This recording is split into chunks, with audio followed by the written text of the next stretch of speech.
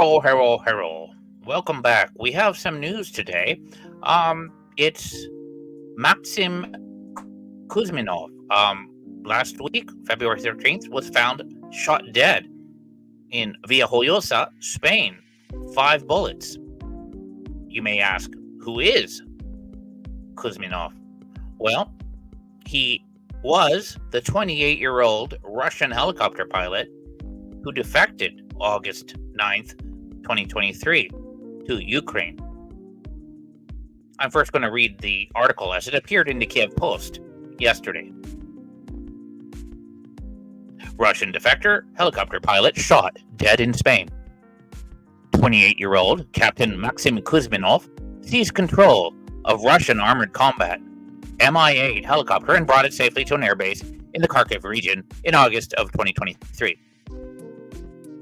Now, Andriy Yusov, spokesperson for the main intelligence directorate of Ukraine, HUR, confirmed to Kyiv Post the death of Russian pilot Kuzminov, who seized control of a Russian armored combat Mi-8 pilot helicopter and brought it back safely to an airbase in the Kharkiv region back in August of 2023.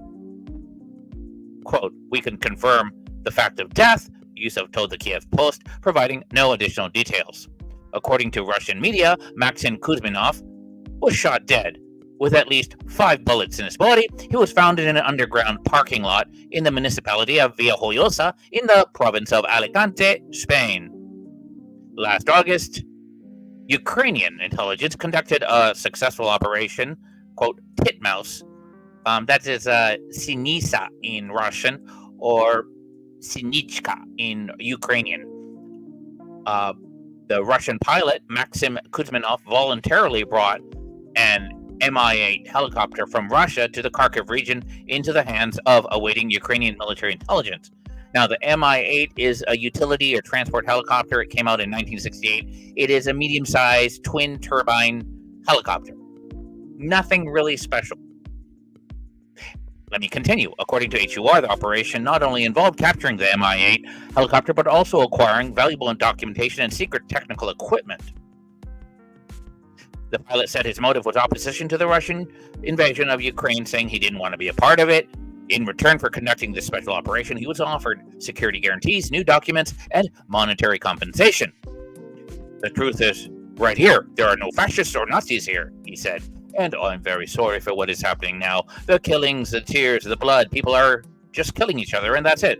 This is the only thing I don't understand, the only thing I didn't want. What is happening now is simply a genocide of the Ukrainian people," Kuzminov said in a documentary published by HUR. "I do not want to be an accomplice to Russian crimes. Ukraine will win. It's only a matter of time," Kuzminov added. According to HUR's documentary, Ukrainian military intelligence facilitated a safe corridor for the helicopter's flight. However, the pilot sustained injuries during the capture. 2 other crew members chose, quote, not to surrender and lost their lives upon landing. The Ukrainian Operation Titmouse, or Sinisa, became the first in this war when the Ukrainian Special Services managed to capture a new Russian aircraft in combat condition, as well as to lure a high-profile young Russian pilot to their side. That's a little bit inaccurate because, as you will find out, and I guess the Mi-8 is that particular one was not really a combat helicopter. It's more for transport, and I don't think that that's what Kuzminov was doing anyways. I think he was more in logistics and transportation. So, we'll go back to it. As I indicated before, Kuzminov was found shot to death in Villajoyosa, Spain. That is on the southwestern coast, on the Mediterranean Sea. So how did this happen? Well, let's go back to Operation Sinisa, which is the Ukrainian main directorate of intelligence. They facilitated the defection of this Russian helicopter pilot. So what they did was they arranged for both his defection and also the simultaneous escape of his family. So on August 9th, 2023, Kuzminov was operating near the Ukrainian border, and he turned off radio communications, and he landed near Poltava in the Kharkiv Oblast, where he was met by Ukrainian forces. So, about a month afterwards, the same guy that you hear often, the Ukrainian intelligence representative or head, Andriy Yusov, he announced that Maxim Kuzminov would receive a reward of 500,000 US dollars paid in Ukrainian currency. And Yusov additionally promised that Kuzminov and his family would receive unspecified security guarantees, as well as eventual Ukrainian citizenship. So, who is this guy? This guy was 28 years old. He was born June 19th, 1995, and he was a graduate of the Syzran Higher Military Aviation School of Pilots. I don't know what that is in Russian. So during the Russian invasion of Ukraine, he was in the Russian Armed Forces as a pilot navigator. He was in the 319th Special Helicopter Regiment, which is part of the 11th Army of the Air Force and Air Defense of the Eastern Military District. So he was not part of the initial invasion force on February 22nd, 2022. Instead, he remained with his unit in the Amur region. And then during this time, he said he started leafing through textbooks and watching bloggers to learn more about the Russian-Ukrainian relations and the Russia-Ukrainian war, which had been ongoing since 2014. I think quite obviously he missed the memo and the lecture that Vladimir Putin shared with Tucker Carlson, because, as we find out, his studies led him to sympathize with Ukraine. And however, he had a problem. He was still contracted as a pilot. So October 2022, he was deployed to the occupied territories of Ukraine. At first, it was Mariupol, and then he went to Berdyansk. And remember, as I indicated, the Mi-8 is a transport helicopter, so he wasn't involved in any combat actions. And he said he wanted to resign his commission, which, if he actually tried to bring that up, good luck, because he indicated he was unable to, because pilots who said they wanted to resign, they were just simply threatened with being sent to the front as infantrymen, which is not a good life. So in early 2023, last year, Kuzminov established contact with Ukrainian intelligence, and he started discussing an escape plan. So he said, his words, I contacted Ukrainian intelligence representatives. I explained my situation to them. They offered me this option. Let us guarantee your safety. New documents, monetary compensation, and we discussed all these details and started planning my flight. That's what he said. So this operation took about 6 months, and that culminated with a flight on August 9th, 2023. So on this day, he was transporting equipment and spare parts for Russian fighter jets. The Sukhoi Su-27, the Sukhoi Su-30SM, and the Sukhoi Su-35. These were kind of valuable. He decided to make his move this time because the flight plan was very close to the Ukrainian border. And the cargo he was carrying was kind of valuable. So he claims they figured out what he was going to do, because shortly before he crossed the border, he says he received small arms fire from Russian infantry. And he says, I just didn't steal a helicopter. He officially flew from point A to point B along a prearranged route. And on August 9th at 16:30, he took off from the Kursk airfield to the Kharkiv region, which is about 20 kilometers from the border. Further in the area of settlement of Shepekino, he flew at a really low altitude of 5 to 10 meters in radio silence mode.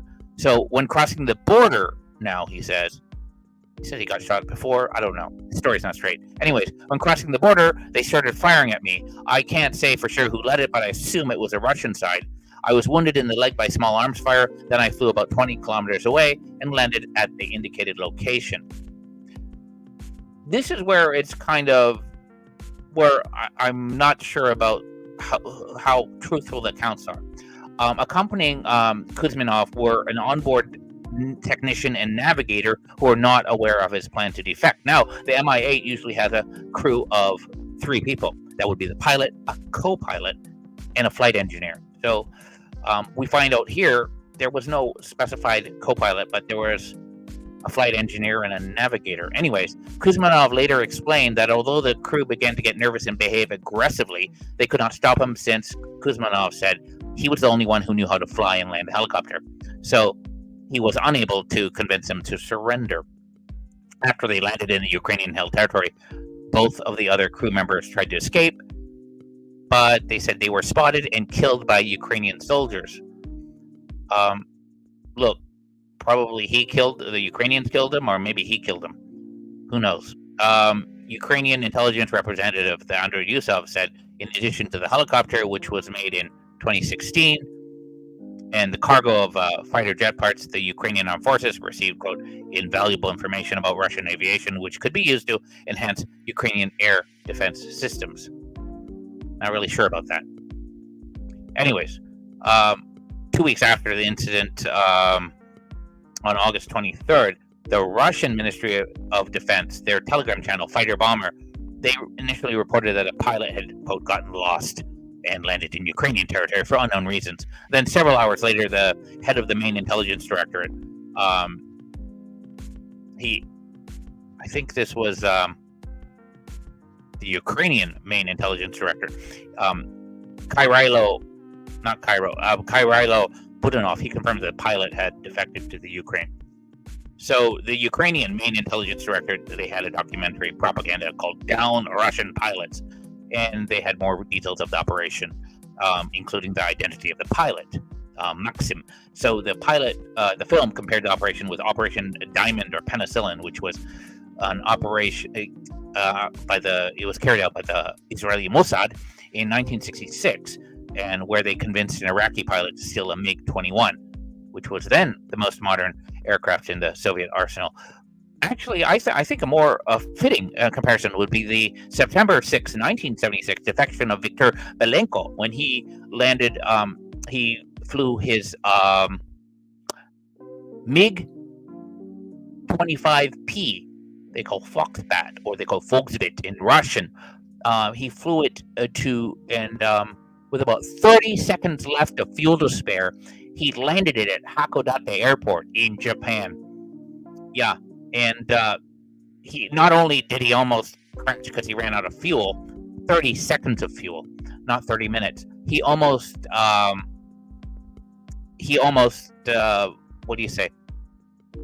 crashed into a Boeing 727 that was taking off from the runway at the same time. So, because of the bad weather, the Japanese ground raider completely missed his approach. And, Belenko, he was kind of disillusioned with his living conditions. He was on the Chuguyevka airbase, which is about 120 miles from Vladivostok in Russia. And his wife said, "I'm going to leave you. And I'm going to take our son with, me." That's what she told him. So he said, fuck it. So that's why he decided to defect from the then Soviet Union to the U.S. So he was with his squadron on a training mission, and then halfway through, he headed for Hokkaido. Then the runway in Hakodate was too short for the MiG-25s. So Belenko ended up running off the tarmac, and then upon arrival, he requested asylum in the United States. I covered this. Robert Whiting had a really good article on this. It was part 3. Which one? It was a final in a part 3 series on spy games, the Cold War in Japan. I think I did a reading of that on November 21st of last year, and Bob wrote that June 17th of 2022. You can find it at robertwhiting.substack.com. Anyways, back to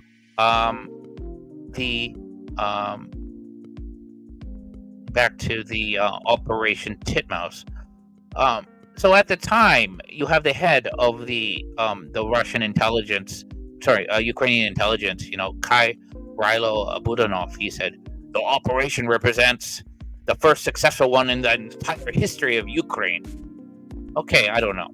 And he was kind of on a roll. He goes, "No one has done this During this time, we hope we'll be able to scale up now, said the head of GUR.